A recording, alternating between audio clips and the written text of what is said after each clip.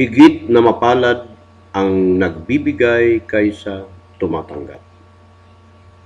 Nagulat ang marami nang magkabaha po sa Metro Manila. Hindi inaasahan ang pagtaas ng tubig na halos buong Metro Manila ay lumubog sa tubig. Wala naman pong bagyo o kaya signal na itinaas ang Pag-asa. Ang dahilan ng bugso ng ulan ay dahil sa hanging habagat. At tuwing may habagat, nagkakaroon po ng ulan sa Metro Manila, ngunit ang pagbagsak ng ulan ay kinagulat ng marami. Sabi nga, talo pa daw ang bagyong Undoy sa baha na idinulot ng habagat. Nais ko pong ipaalala na meron pong low pressure sa taas ng bansa. Hindi lamang isa, kundi dalawa. Kaya lalong dumami po ang ulan na inaasahang babagsak. Nagkatotoo nga, sa kapal ng ulap ng pakita lamang na marami po talagang ulan. Ang sakop na lugar ng low pressure ay malaki, halos buong Luzon ay nasaklaw. Ang dalawang low pressure ay matagal na nasa karagatan. Ibig sabihin, lalo nang humihigop ito ng ulan o tubig at ito'y lalong lumalakas. Hanggang ang dalawang magkasunod na low pressure ay naging ganap na mga bagyo. Pero bago po ito naging ganap na bagyo, may nauna ng bagyo sa kanila na papuntang China. At ang dalawa na nabuong bagyo ay parang nagsanib. Kaya lalo po itong lumakas at tinatahak din ang daanan na una ng bagyo.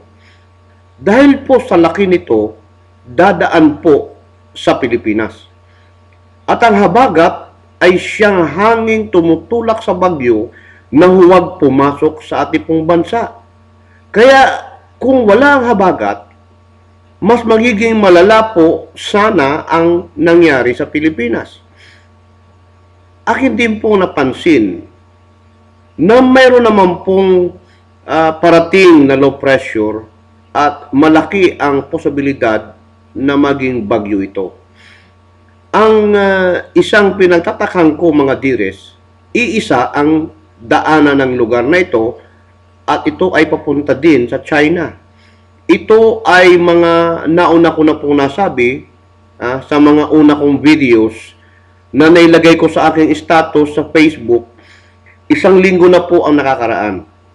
Ang sabi ko nga po, hindi na ako mag-comment tungkol sa China sapagkat nakialam na ang kalikasan. Isang katotohanan ang nasaksihan natin at patuloy na masasaksihan na ang kalikasan ay hindi po natin hawak. Mayroong hindi nakikitang kapangyarihan ang siyang humahawak sa kalikasan. Mahirap hamunin ang kalikasan sapagkat kapag ito po ay gumanti, walang kapangyarihan sa mundo na maaring makapagpigil sa kanya. At hindi rin nakikitang kapangyarihan ang maaaring pumigil o magpabago ng takbo ng hangin. At ang hangin din ang siyang tumutulak na nagpapalayo sa bansa upang hindi makapasok ang parating na mga bagyo. Kaya kailangan ang malakas na hangin, katulad ng habagat, upang tapatan ang lakas ng bagyong papalapit. Ito ay galaw ng kalikasan na siya lang ang may alam kung bakit itinapat ang panahon ng habagat sa Pilipinas. God can control nature. He can protect His people. But He can also use nature to destroy humanity if He wishes to. Naganap na po ang inasahan na pagbagsak ng malakas na ulan. Ang pagbaha sa Metro Manila ay hindi po sana magdudulot ng kapahamakan kung naging maingat at kinilala ng mga tao na hinahanap ng tubig ang mababang lugar na siya nitong daanan. Una na pong naglagay ang Panginoon ng mga ilog na daanan ito. pinakialaman ng tao ang ilog at hindi po ito inalagaan. Kaya nang dumating ang malakas na ulan, bumaha ang Metro Manila. Hinalukay ng tubig ang mga nakabarang mga basura at giniba ang mga bahay na malapit sa ilog. At ang lahat na daanan ng tubig ay dinaanan nito, kaya ang mga taong nakatira sa daanan ng tubig ay naapektuhan. Sabi nga, right of way ito ng tubig na hinarangan ng tao. Sana po matuto na tayo sa karanasan na nangyari. Ang mga lugar na binabaha, wag na po natin tirhan. Sapagkat ang lugar na daanan ng tubig ay kapahamakan sa hindi kumikilala sa kalikasan. Tapos na po yan, wag na po tayo magsisihan. Unahin na muna natin matulungan ang ating mga kababayan na nasalanta ng baha. Iwaksin na muna natin ang ating mga sariling pangangatwiran. Hindi ito makakatulong sa kapwa bagkos magsisilbi lamang o magbibigay lamang ito ng sama ng loob. Ako po'y humanga sa 12,000 na mga prisoners ng Muntinlupa na pinagliban nila na huwag kumain para sa kanilang rasyon na pagkain ay itulong na lamang po sa nasalanta ng bagyo. Ang mga taong sinasabi po ng lipunan na masama at makasalanan, mga kriminal, ay siya pang unang nagpakita ng puso sa mga nasalanta ng baha. Ibig sabihin, na gaano man daw po kasama ang isang tao, meron pa rin kabutihang nakatago sa puso niya. Nararamdaman nila ang pangangailangan ng pagkain ng mga nasalanta. Wala silang magawang na makatulong sa rescue operation dahil sila po ay nakapiit. Ang 3 beses na pagkain nila sa isang araw, bawasan man ito ng isa, hindi ito masakit sa kanila sapagkat sila ay kumakain kahit nasa kulungan.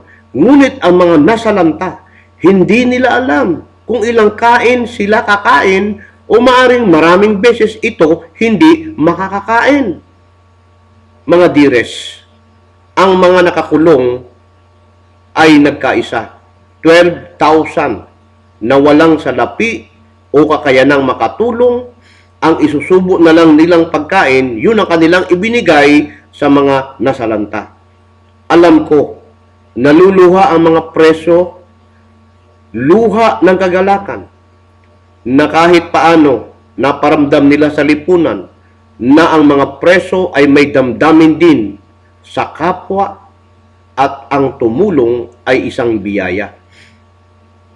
Bago po ako naghanda ng aking sasabihin ngayon, nabasa ko po ang message ng isang OFW sa Singapore. Tinanong niya ako kung maaari siyang magpadala ng tulong para sa mga nasalanta. Nag-iipon daw po sila, mga magkakaibigan, ng tulong para sa mga nasalanta sa baha. Naantig po ang aking puso.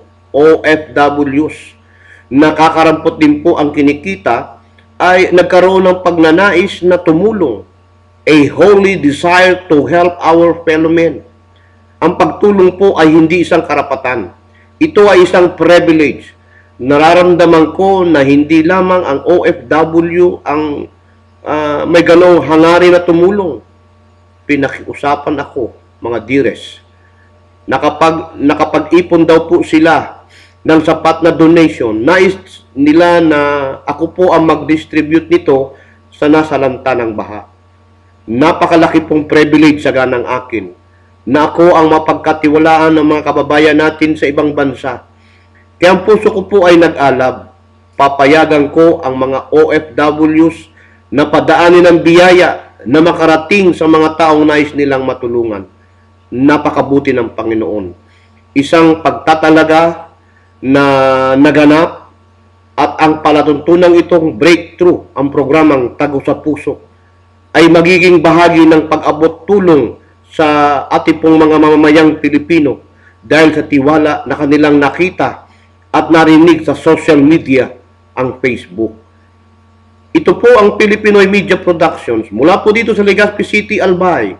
Muli pong naming pinapasalamatan ang ating pong mga sponsors, ang MJC Training and Consultancy, kina Mayor Carlos Baldo ng Kamalig, Albay, Mayor Geraldine Rosal at Noel Rosal ng Legazpi City, Doon din po kay Vice Mayor Bitoy Roses ng Legazpi City at kay Barangay Chairman Bobby Cristobal ng Rawis, Legazpi City. Ako po si Daddy Rick Cervantes Jr. ng Breakthrough, ang programang Tago sa Puso. Diyos mabalos sa Indogabos. Salamaton.